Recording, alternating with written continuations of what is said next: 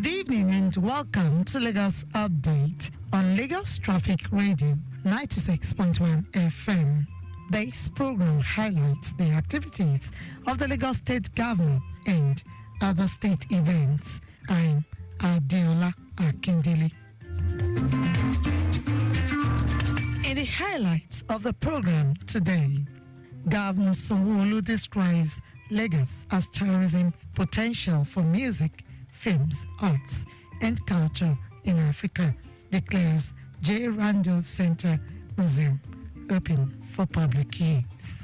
This and more after they start. We'll begin today with this story. Lagos State Governor Babajide Sanwo-Olu on Monday described Lagos as a massive tourism potential for music, films, skits, comedy, arts, culture in Africa. Governor Sanwo-Olu stated this during an engagement with stakeholders in the tourism and entertainment sector at the J. Randall Center for Yoruba Culture and History as part of the celebration of the ongoing Afropolis event. While embracing more participation from the private sector, Governor Sanwo-Olu said his administration will create an enabling environment for all stakeholders to thrive in the sector as a big enabler for the state's economy, defined social status, bringing out creativity and signposting where the state will be, not only in Africa, but globally. Government can only be, and we will not be able to solve all the problems. So government also needs to be able to see what you are bringing to the table and be able to derive the expected value and the outcomes that we see.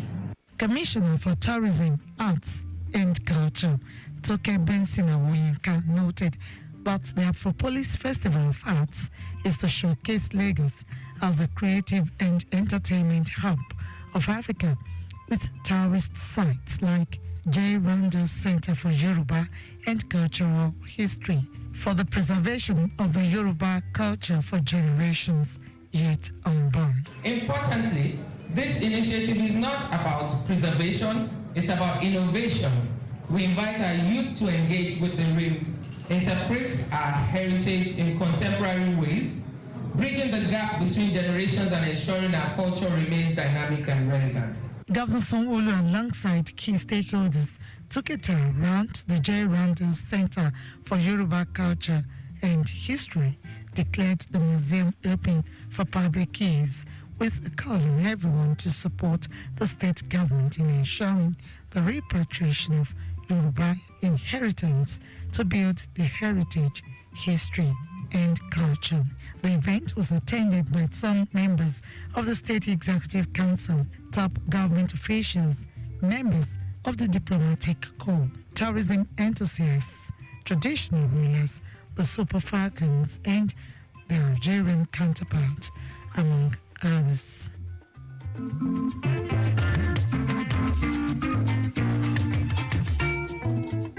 Also, during the week, Governor Babajide Sanwo-Olu, alongside his wife, Ibijoke, and top government officials, hosted the overall winner of the 28th edition of the Spelling Bee competition, Abdulaziz Abdurrahman, who emerged as the one-day governor of Lagos State.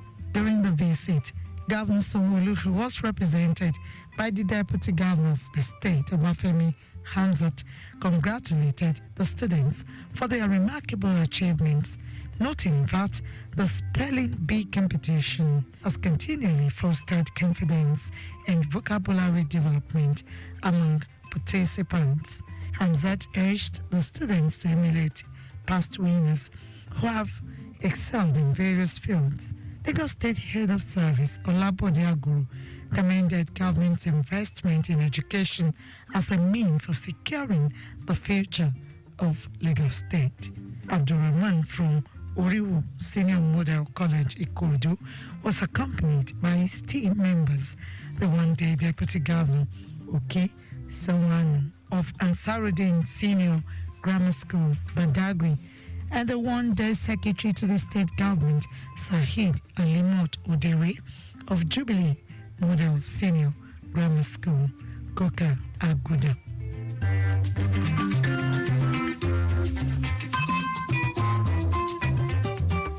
From that story, we move to this one, which says Lagos State Governor Babajide Sanwo-Olu has charged Nigerians, particularly Lagos residents, to promote the values that underpin good governance to ensure a future where the state's economic environment will empower and uplift its citizens.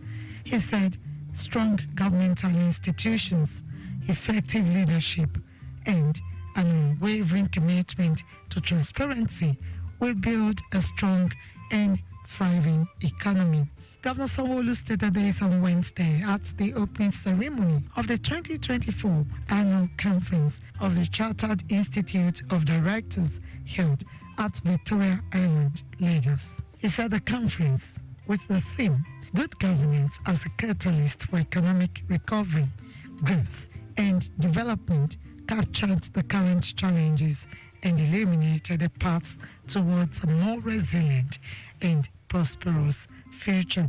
Speaking on his administration's commitment to good governance, economic growth, and development, Governor Sanwo-Olu said the state is deeply committed to embedding these values in every facet of his administration. According to him, his administration has launched reforms to strengthen institutions, promote transparency, and ensure accountability across sectors, capacity building initiatives, equip public servants with the skills needed to drive meaningful economic growth. And the former chairman of the Independent National Electoral Commission, INEC, Atahiru Jega, while delivering the conference lecture, called for a reform of the leadership recruitment process, noting that the major challenge confronting Nigeria is that most of the leaders are not prepared for leadership. He advised Nigerians to pay serious attention to nurturing and entrenching democratic governance to place Nigeria on a sustainable trajectory of people-oriented development processes rather than mere good governance being promoted by the World Bank.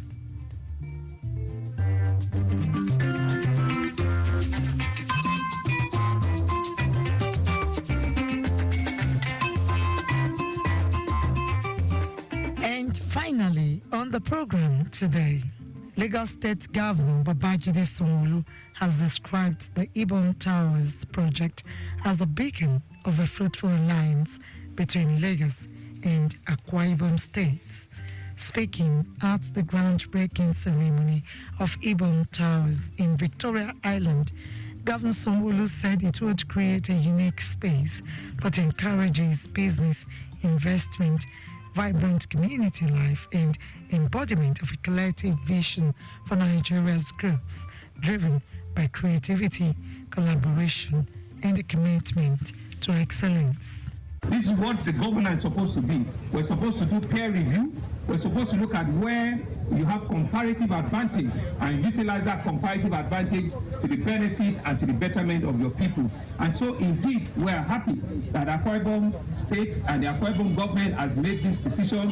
The investment will be safe. We can assure you that your investment has received all of the fiscal planning approval without missing out on any. Akwa Ibom State Governor Umu Enu, who performed the groundbreaking ceremony of the residential 18-story high-rise apartment block, noted that the building is purely an investment for future internally generated revenue, a store of value, and preservation of the commonwealth of the citizens of Akwa Ibom State, funded by the state. I'd like to assure you, sirs, your excellencies, that your investments will not be in vain. We're now looking at the adjusted Adeola property, and we believe that we can make good money out of that estate. Very soon, we'll approach the House of Assembly so we can turn that property to high-rise office buildings that will increase our state's IGR. Governor Eno called on government at all levels not to depend on taxation, but look inward to generate revenue, especially the real estate sector.